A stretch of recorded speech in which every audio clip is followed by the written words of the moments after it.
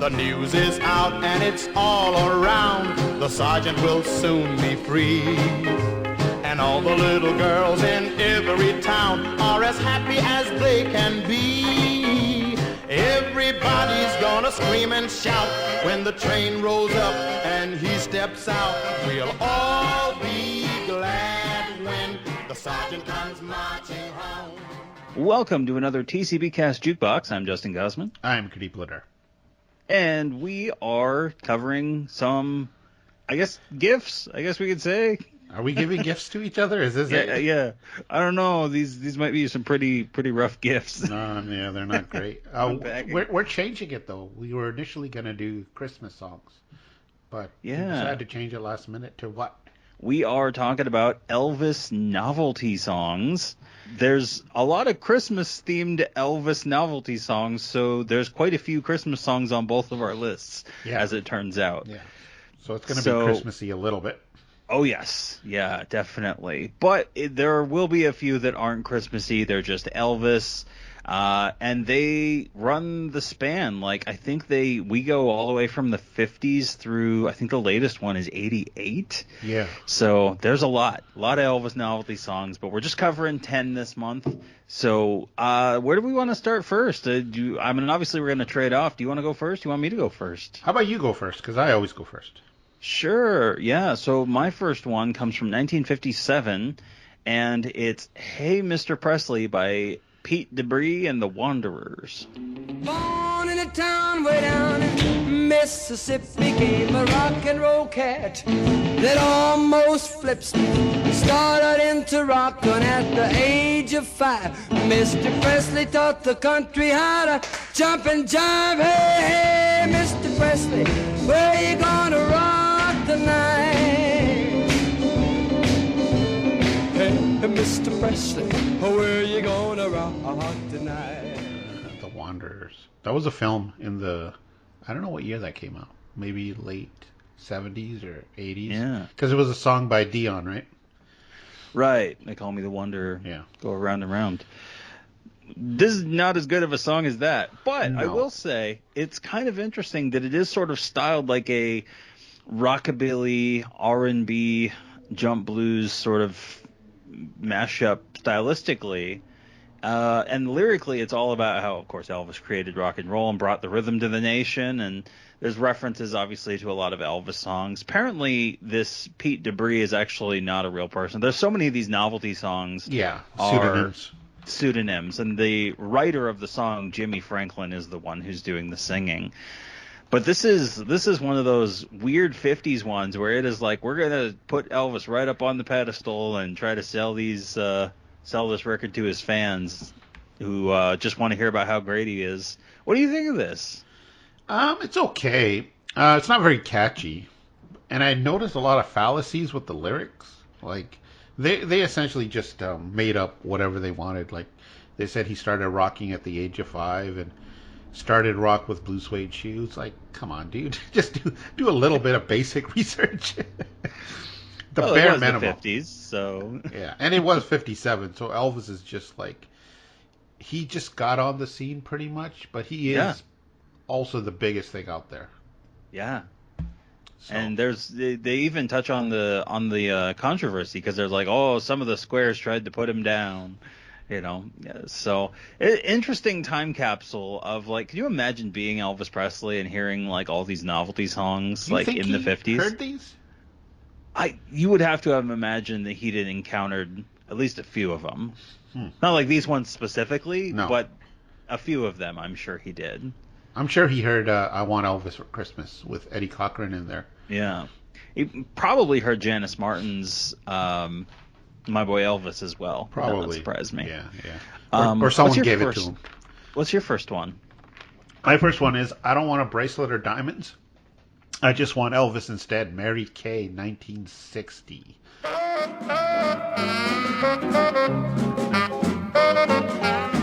don't want a bracelet or diamond. I just want Elvis instead.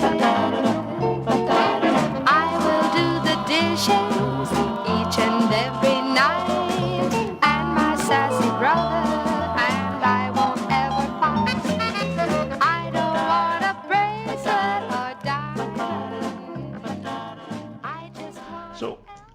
mind this song. It's a little bouncy with fake Jordanaires in the background backing Mary Kay. The song is pretty much what the title suggests. The singer doesn't want anything but Elvis, nothing material. And she promises to say her prayers and be good. It's from the perspective of what's clearly supposed to be like a very young teen Elvis fan in the early 60s, who's like, she's used to like being told about like, put your clothes away and brush your teeth, and she's like, oh, you don't have to worry about me as long as I get Elvis. The musical accompaniment is pretty good. That sax is really great. I thought, wow, this is nice. Now, Mary Kay was the daughter of a Hawaiian singer, Johnny Ukulele Kalua, and her and her brother Norman played with their father's band, and she later formed a trio with her husband and they played a bunch of like Vegas lounges, although they didn't really have any big hits. Interesting to me, when the group broke up in '66, she moved here in Vancouver and played local jazz clubs with her son. Sadly, I never watched any of these. And unfortunately, she passed away in February of 2007. But yeah, she was hanging out here. Wow. Not with me, but in our town. Crazy. Yeah, so got a little bit of my own connection. Yeah, and you were mentioning like the saxophone and like the sax stuff and the guitar work is actually pretty good. Like the production on the song itself is actually not bad, which is surprising for a novelty song. Yeah, it's not a fly-by-night piece because she had a background in music. Yeah, I think the only criticism that I would have from a production standpoint is I think the backing vocalists do kind of drown her out a little bit every once in a while. Sure. But other than that, it's pretty well produced. Yeah. So, what do you got? Next one for me comes from 1960, just as Elvis is getting ready to come out of the Army. Titus Turner, When the Sergeant Comes Marching Home. He's coming back like we knew he would. The sergeant is coming home. He's done his duty like a soldier should. The sergeant is coming home. Everybody, both near and far, will be waiting to hear him with his old guitar. We'll all be glad when the sergeant comes marching home.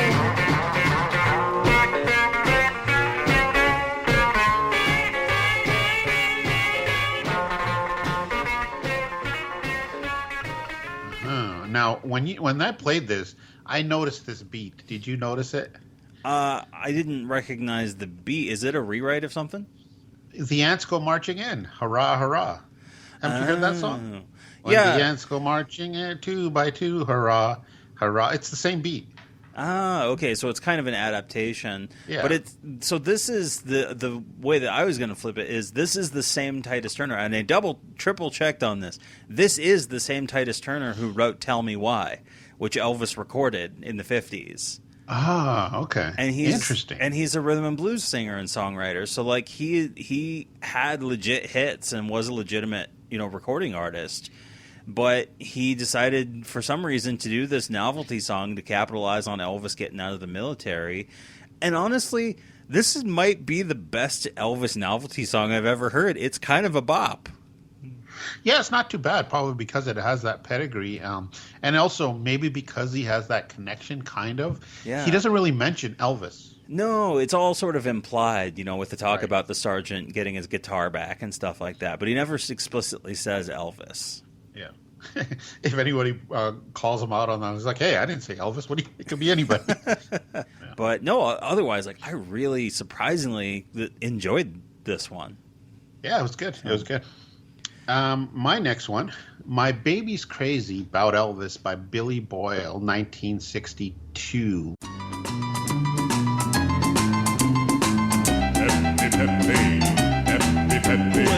Well, my baby's just crazy about Elvis, but she ain't crazy about me.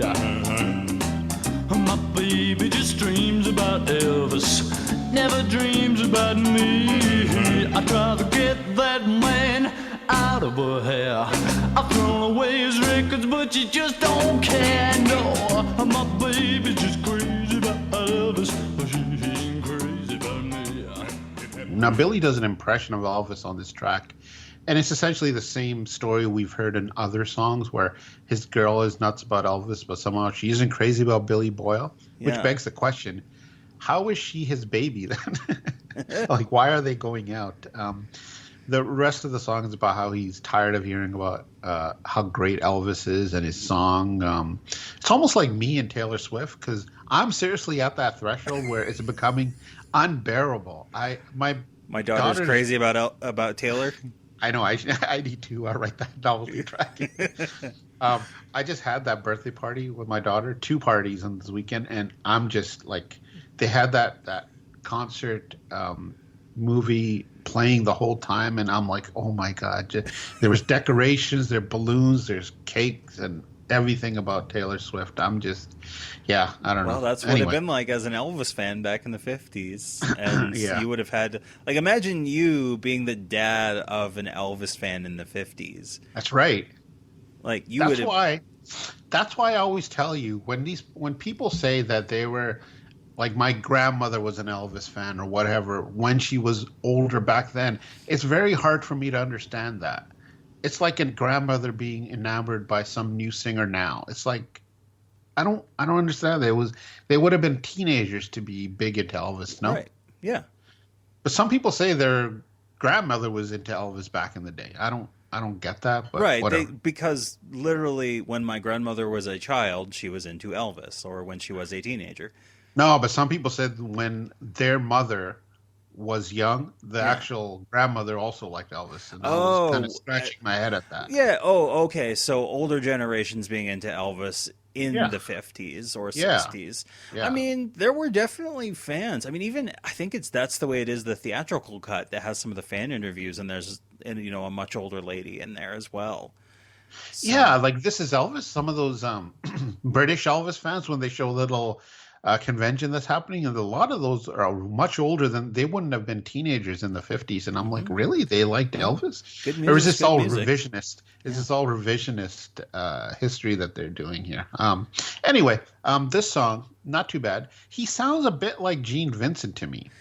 What I thought was funny is that he claims to hate Elvis, but he's doing an Elvis impersonation. And he does that slow ending like Elvis. True.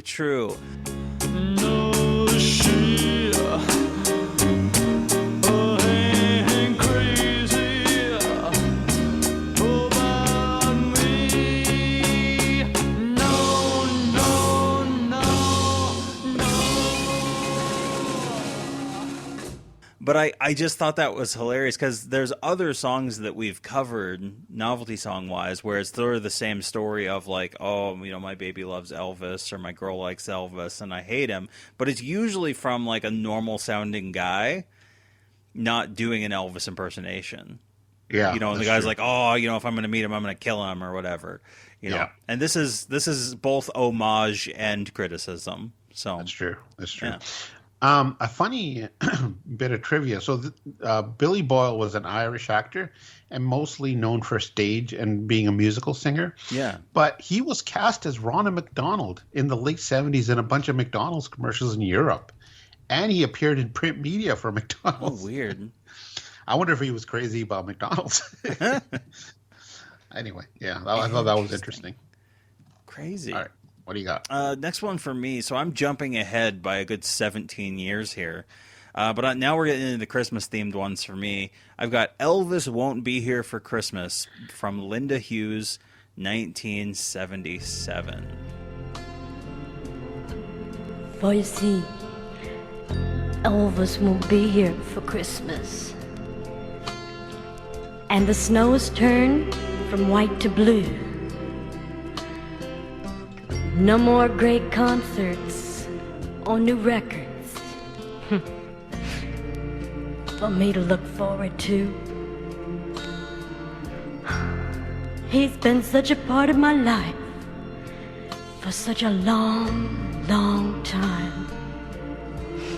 I feel I've lost a dear, true friend of mine.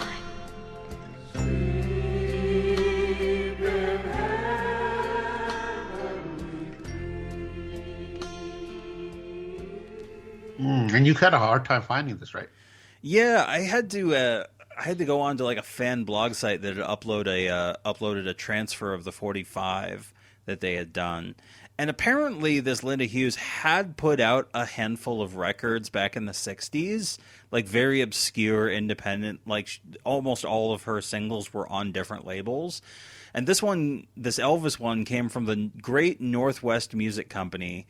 And it's this is one of those, like, right in the immediate aftermath of Elvis being dead. It's this sort of overwrought, like the singer's sad because Elvis is dead. The music is Silent Night in the background behind her as she's like reciting the lyrics and talking about how, there won't be any more Elvis concerts and no new records. Little did they know. There would be hundreds of new records, not new songs, but new records for years and years to come. And just that sort of parasocial, like, I feel like I've lost a true dear friend of mine, it's not even presented in like a cynical way where it's like poking fun at that sort of, obsessive fan. It's unironic about it. Right. And this is the beat to Silent Night. Uh-huh. And it's pretty much a recitation. And it's, I don't know, it's okay, but it's kind of exploitative because it came out in 77. Oh, totally. No, it's absolutely meant to like try to, snag some Elvis fans' money. Right. So, but yeah, it's pretty rough. My next one, the saga of Elvis Presley, Betty Riley, 1964. The boys in the jungle had me on the run when something heavy hit me like an atomic bomb. When I woke up and my head started to clear, I had a strange feeling I was with cooking gear. I smelled something cooking, and when I looked to see, that's when I found out they was cooking me. Meanwhile, back in the States, you make it so lonely, baby. You make it so lonely, baby. You make it so lonely, I could die. You make it so lonely, baby. You make it so lonely, baby. You make it so lonely, I could die. So this starts off with Elvis, This Is Your Life, which is the takeoff of that TV show, and I think radio show at the time, where like a celebrity, usually older celebrities, would come on, and it would essentially be a biography of that person. And like they would bring on guests that knew that celeb during their life, like high school teacher, acting coach, or co-stars. Did you ever hear of This Is Your Life? No, I hadn't. No. Yeah, it was an interesting show. I think it only lasted actually there was one for Ali, so I think 70s it lasted. But if Elvis would have lived, I think that would have made for a great episode. Although that begs the question, who would be the guest that would be on with Elvis that they would bring on? I was thinking Sam Phillips would probably be like the big time go-to. Maybe Bob Neal, Scotty Moore, or someone, I don't know, from early in the career. Yeah, Steve Binder probably. Yeah. Steve would be happy to talk. Hal Wallace, that would be interesting. No, probably not. Hal was Dixie Locke. Maybe, yeah. That'd be interesting. That'd be so, like, hearing them talk about Elvis while he's there too.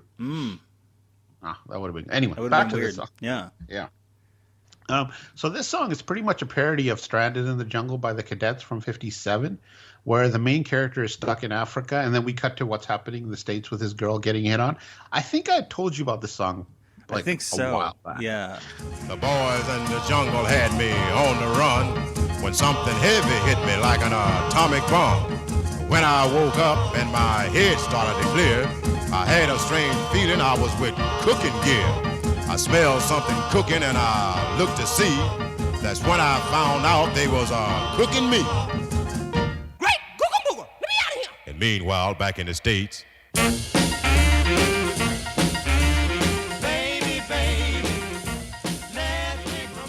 but this song, all they did was copy the lyrics during the jungle parts, and then they cut to the States, and Betty Riley just starts singing riffs of Heartbreak Hotel. Yeah. So I don't even know what's going on in this song. Like, how is this the saga of Elvis? What a weird track. No. What do you think of this? Yeah, because it doesn't really reference Elvis much at all, except for the very beginning. Why are they stranded in the jungle? It doesn't make sense. Yeah, I think it's kind of supposed to be a mashup of two popular things at the same time. But like this, the fact that this is from the '60s doesn't make sense. You know, like No. why is it referencing Heartbreak Hotel, which by this point is 7, 8 years old? Yeah. It doesn't make it's kind of stupid. It's not good, but it's a weird It's interesting. curiosity. Yeah. So Next one for me comes from Chris Marchand from 1977. This is The Bluest Christmas Ever. God, now I know what Elvis found when he sang Blue Christmas. For it's the bluest Christmas ever without you. Elvis, without you, the world is so From the Phono record label out of Nashville. And this is actually one of a series of 4 songs. There were 2 singles that this Chris Marchand put out in 1977 to capitalize on Elvis's death. The first record was Elvis for Just an Hour or Two, and then the flip side of that was called God Called Elvis Home, and then there was the holiday release. So this was the A side, The Bluest Christmas Ever, and then the B side was Elvis God's Ready for a Song. So it had this very religious bent on it. This is even worse than the last one. Oh man, these vocals? What's going on here? This is terrible. Is Chris Marchand even a singer? Like, is she trying to do an Elvis impression? No, I think what she's trying to do is make it sound like she's about to start crying on every single line. Oh my God. And not in a good way where you had like Johnny Ray's Cry, Yeah. or what was that one that was it Clyde McPhatter that did the one where he sounded like he was going to cry? Oh yeah. That's right. It's not like that. It literally sounds like she's incapable of singing because she's blubbering so much. This is probably the worst vocals for any of these songs that we're presenting today. Yeah. for the world is so hurt, and every tear is true. It's the bluest Christmas ever, Elvis, without you. It's a blue Christmas without you. No smiles have I without you. And like, this is 3.5 minutes long. Like the best novelty songs. I mean, like when the sergeant comes home, marching home again, it's like 2 minutes long. The best novelty songs make the joke, they get quick out. But this is like, again, it's 3.5 minutes long. It didn't need to be this long. This is a novelty tribute song done horribly wrong. Oh, it's not good. And it's to the tune of Blue Christmas as well. Yeah. I don't know. She should have just talked through the whole song. The singing was not for her forte. And I almost guarantee you there. Well, first off, it probably didn't sell that much anyway. But I bet there were no royalties going towards the writer of Blue Christmas either. Oh no. So. That would have been the worst vocal, but I think this next song that I picked, probably the worst song from both of our lists. Not because of the singing, but just the content. It's Merry Christmas from Lisa Marie by Jana Sampson, 1979.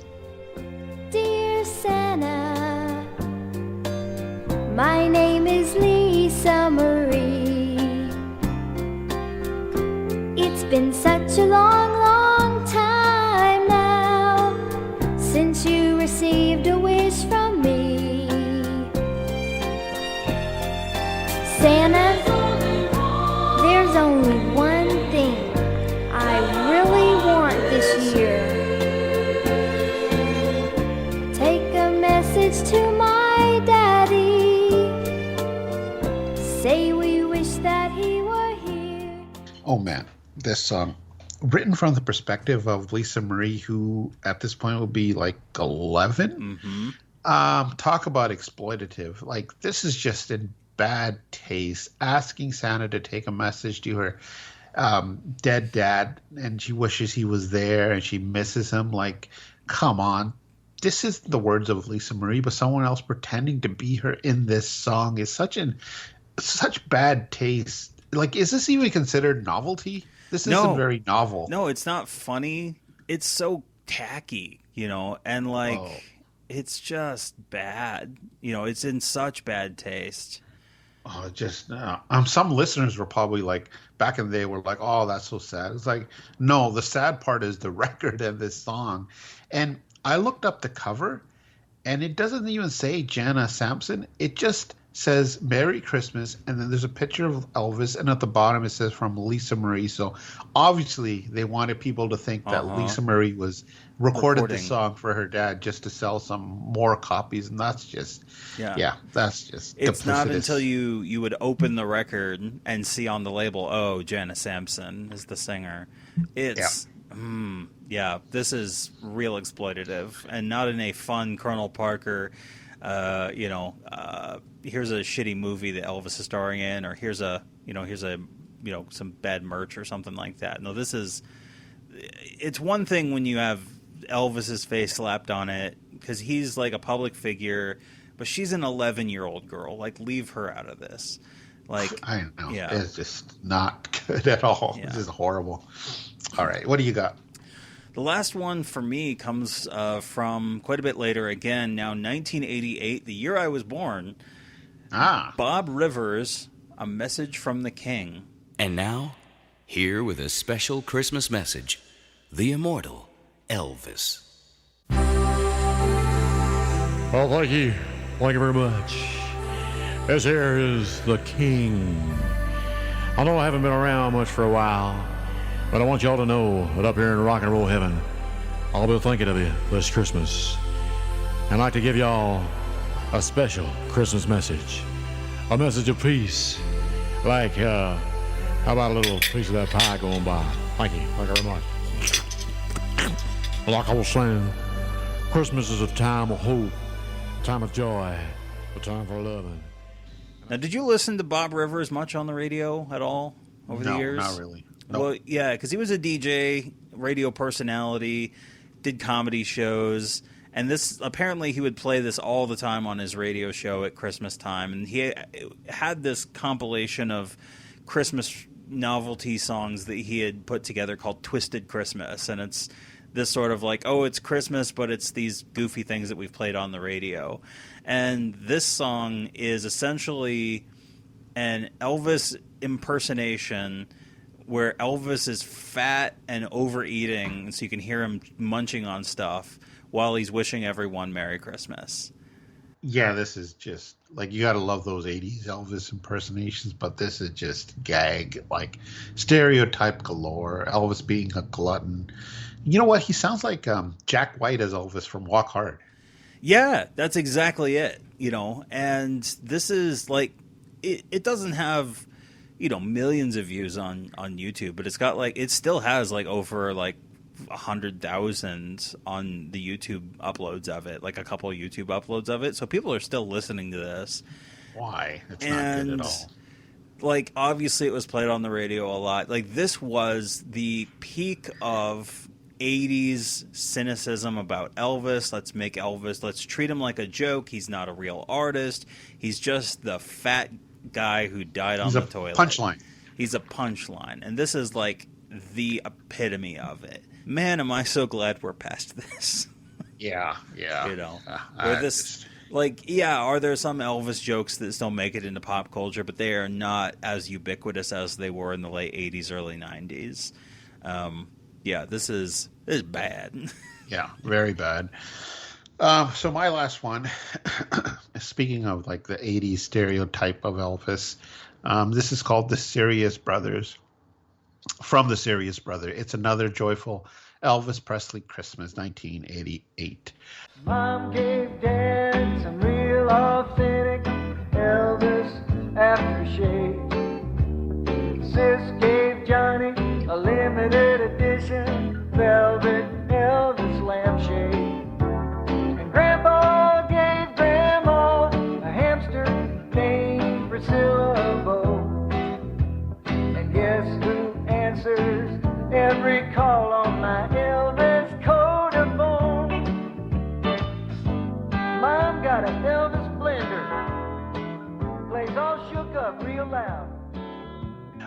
This is funny because it's all about getting Elvis merch for Christmas.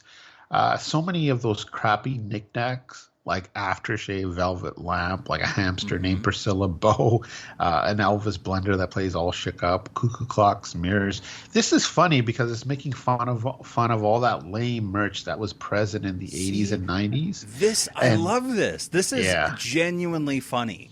Yes. You know, like it's the best kind of novelty song where it's poking fun at the phenomenon without being mean-spirited. It's being satirical without being like spiteful. You know, and there's it's commentary. Yeah, it's commentary and it's humorous, but it doesn't like it.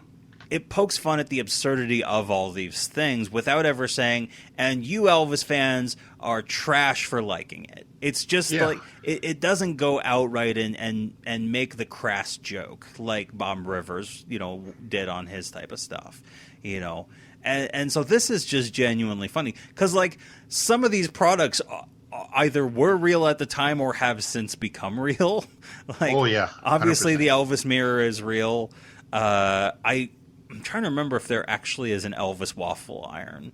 I'm sure there is. The funniest was the Ouija board. Yeah, Elvis Ouija board. There was never an Elvis alphabet soup, but I do know there have been Elvis branded like candy bars and stuff. Do you remember? I saw a picture the other day. Do you remember there was an Elvis Reese's peanut butter cup? I think I remember that. It was peanut butter and banana. Yes, but it never came here, but I remember seeing pictures of it. Yeah. So like, I'm in on the joke on it. You know, it doesn't make Elvis fans or Elvis himself the butt of it. You know, the butt of the joke. It's just like it does play a little bit with like the, you know, we're giving gifts in honor of the king, and then obviously the king is not Jesus, it's Elvis. But it's funny. Like it's genuinely funny. I actually really liked this one. I'm glad you picked this one. Yeah, this was a good way to end too. But do you think there's a book out there? I'm sure there is that has all this merch that came out. Oh God. You know, if there's not, there should be. At. Yeah, that would be fun to like, because I know that there's like an Elvis Mr. Potato Head, and there's been rubber ducks, and we did one of our first episodes, if you remember, was I had gotten given an Elvis piggy bank, and we talked about a lot of the Tacky Elvis merch that we'd either seen or been given over the years as gifts from people who were well intended but didn't realize that we weren't interested in that sort of stuff. Yeah. I still have that Elvis piggy bank. It actually serves as my actual piggy bank for loose change. So do you actually keep loose change around? Yeah, I don't have a piggy. Any change I have, it just goes into the car, that little side pocket, and I just leave it there. No, let me. It's actually sitting right here. I can.